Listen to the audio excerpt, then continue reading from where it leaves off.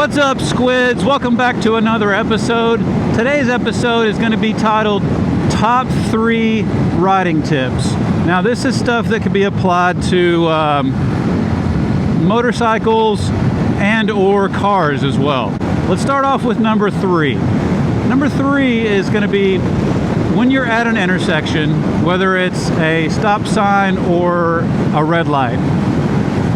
Always be sure that if you're looking and you see somebody with their turn signal on and they're going to turn onto the street that you're fixing to leave, be sure that they're actually going to slow down and turn. Because I can't tell you how many times I've been at an intersection, a stop sign or something, and somebody has their signal on and I go to pull out in front of them and they lay on the horn and have to go around me or whatever. This has happened several times throughout my life on motorcycles and also in a car. And this could be applied to like a T-junction. It could be applied to a four-way intersection, whether it's a stop sign or a red light. Always be sure if you see somebody coming towards you and they have their signal on to turn, that they're actually going to slow down and turn before you start to pull out. I ensure that they're almost to a dead stop making the turn before I ever even start to pull out.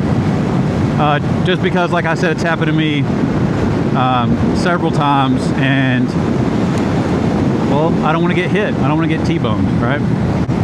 All right, tip number 2.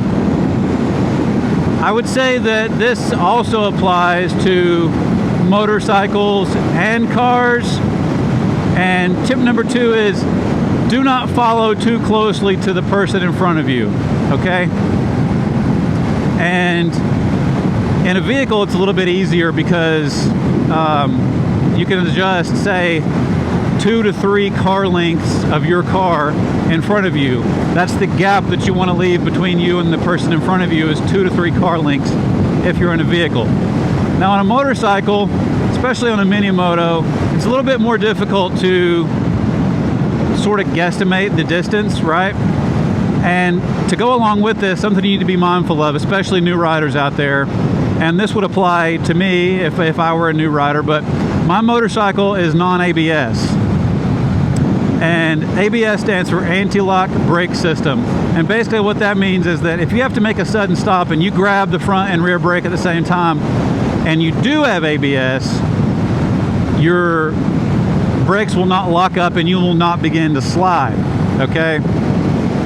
Now, for me, this motorcycle, because it's the lowest end model, doesn't have ABS. And so, if I were to grab the front and rear brake and I'm doing pretty good speed, it's gonna lock up. One quick example was I had a Sportster 1200, a Harley, and I was coming up to a red light. I knew the red light was coming, but it's an overlook hill. And I didn't slow down beforehand, even though I knew it was there. And when I got to the top of the hill, I could see that traffic was backed up at the red light. So I had to slam on my brakes, and the Sportster was fishtailing.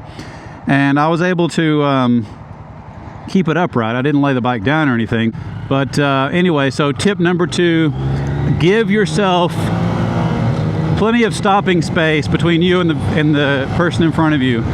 Always allow yourself plenty of stopping time. And that one, I think, is a very good tip for new riders especially. And also, like I said, account for if your bike has if your bike is non-ABS.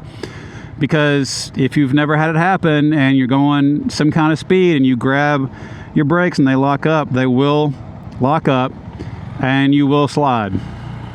And you need to be prepared and understand how to handle that in that situation. Don't panic, because that could be really bad.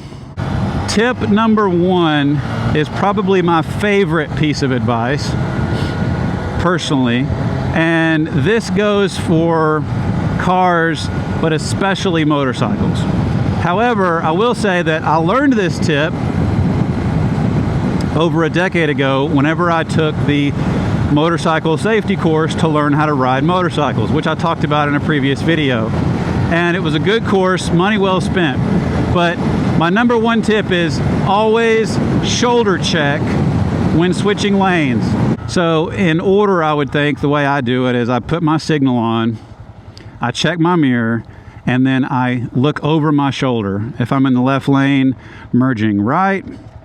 If I'm in the right lane, merging left. It doesn't matter.